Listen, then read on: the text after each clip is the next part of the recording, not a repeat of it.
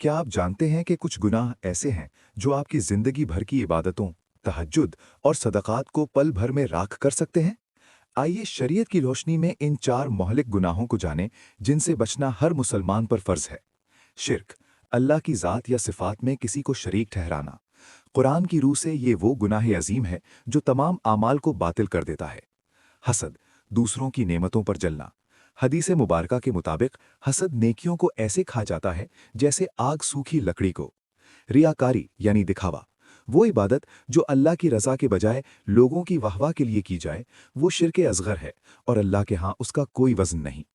जुल्म और हुकूकुल इबाद की तलफ़ी, किसी का दिल दुखाना, गीबत करना या नाहक माल खाना। क़यामत के दिन मज़लूमों को आपकी नेकियां बांट दी जाएंगी और इंसान मुफलिस रह जाएगा। आज ही अपना मुहासिबा करें और अपनी नेकियों की हिफाजत कीजिए। अल्लाह ताला हमें इन बातनी बीमारियों से महफूज रखे। आमीन। इस अहम पैगाम को सदक़े जारिया समझकर शेयर करें।